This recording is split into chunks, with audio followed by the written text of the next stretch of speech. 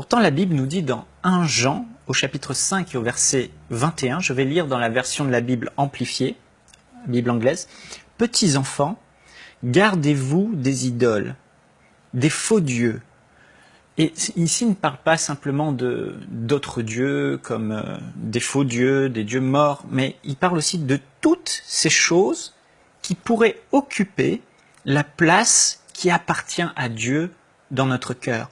Tout ce qui remplace Dieu, qui pourrait prendre la première place dans notre vie. Et aujourd'hui, j'aimerais vous poser cette question. Quelle est votre communion pendant la journée, votre relation intime avec votre Père Céleste, avec votre Dieu, avec votre Créateur? Et comment est-ce que dans la journée, vous vous souvenez des moments d'intimité que vous avez eus avec Dieu? Ou est-ce que, effectivement, d'autres choses ont pris la place de Dieu dans votre cœur, comme nous dit l'apôtre Jean dans cet épître? Et le titre du message que j'aimerais vous transmettre aujourd'hui, c'est « Quand notre téléphone portable prend la place de Dieu dans notre vie ». Vous savez, aujourd'hui, on voit de plus en plus, surtout les jeunes, la nouvelle génération, et ça va toucher les générations à venir, bien sûr. On les voit là le soir dans le lit, ils sont là. Et avant, les gens lisaient un livre ou avant de s'endormir, ils entonnaient un cantique à Dieu. « Seigneur, je t'aime, Seigneur, je t'adore ». Ils priaient, ils lisaient la Bible. Et maintenant, de plus en plus de gens sont dans leur lit, même les couples, l'un à gauche, l'un à droite, avec leur téléphone portable, en train de scroller leur mur Facebook, avec leur téléphone portable, en train de texter à un ami. Et ce n'était pas le cas avant. Avant, les gens n'avaient pas dans leur poche, dans leur téléphone, toutes leurs relations, qui pouvaient les appeler à n'importe quel moment de la journée, qui pouvaient les déranger à n'importe quel moment. Vous réalisez que à tout moment de la journée, n'importe qui peut vous appeler votre ami, vous pouvez appeler votre ami, et cela vole votre temps précieux. Les gens avant, quand ils se réveillaient, leur première pensée était pour le Seigneur. Et combien maintenant de personnes se réveillent, la première chose qu'ils font, là, les yeux fermés, ils tâtonnent, ils prennent leur téléphone, ils checkent leur mail, ils répondent à leurs amis, ils regardent sur leur mur Facebook, leurs réseaux sociaux, ce qui se passe, ils regardent une petite vidéo distrayante.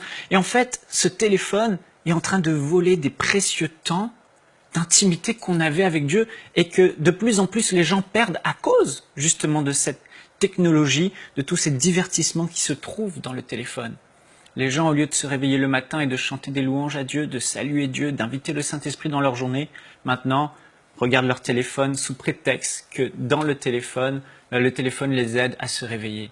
Ou encore, vous allez dans une salle d'attente d'un endroit, avant, on passait du temps, on avait notre petit Nouveau Testament, on lisait le Nouveau Testament, on prenait la Bible, on la lisait, on pensait à Dieu, on parlait à Dieu, et là maintenant le réflexe c'est je prends mon téléphone et je parle avec des amis, etc. etc.